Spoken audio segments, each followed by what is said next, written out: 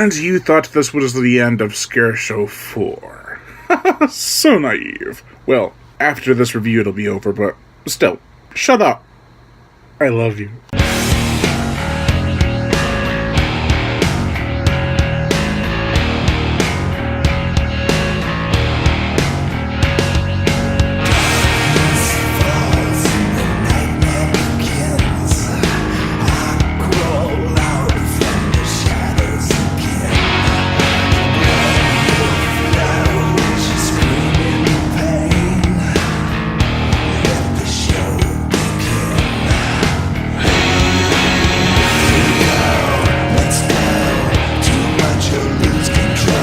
Beyond the Casket, the 2015 short story by Stephen Keck. Mr. Keck is a good friend of mine, and he wanted me to be truthful and honest about his book, so here we go. The plot! A family of 3 head off on a long weekend vacation after their previous attempt, which ended up leaving a corpse battered with their car after falling out of the hearse in front of them. Once there, they pretty much immediately experience strange phenomena.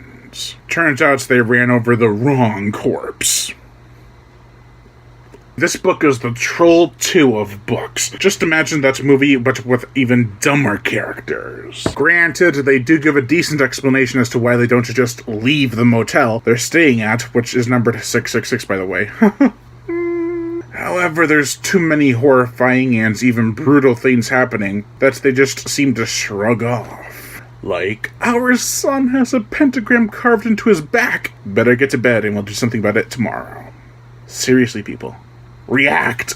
I can see where Mr. Keck tried to give justified reasons to almost everything, but the dialogue. Oh, the dialogue. It makes every decision more infuriating than possibly imaginable. To be fair, I talked to Mr. Keck and said I can either review this book and to give it a negative review, do an interview with you, or both. While he did opt for the review, I thought I'd share my opinions at the same time with him. I was on page 25 out of 80 at the time when I told him that the main issue was the dialogue. He explained that he's always had trouble with dialogue, so I said, just feel comfortable. Don't make your characters over-explain what they're about to do, and just make it to feel like you're having a conversation with someone else, while in the character's shoes, and don't oversimplify things for the audience. Because I almost wanted to pull my frickin' hair out because of the decisions and dialogue these characters performed. After all that, I do have some positives, believe it or not. There is one part I chuckled at where they turn on the television and a show about haunted houses comes on. It was shut off immediately, and I thought it was because the demonic spirits didn't want to see the place they were at on the show.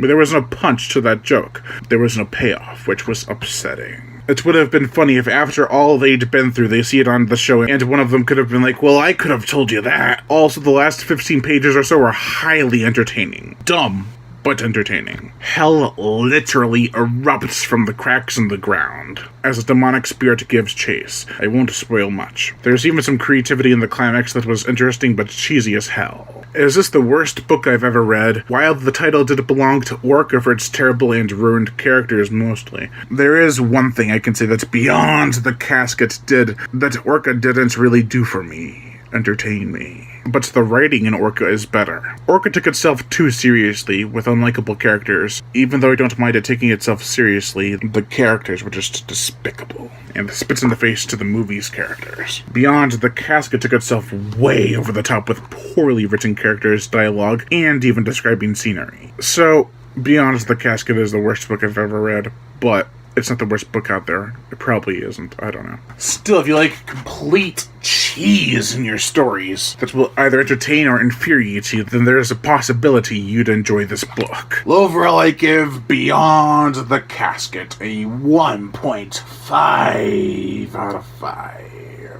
Lion Brian Gatto, host of Horror Show Entertainment. Make sure to like my Facebook page in the description below, leave comments, and subscribe.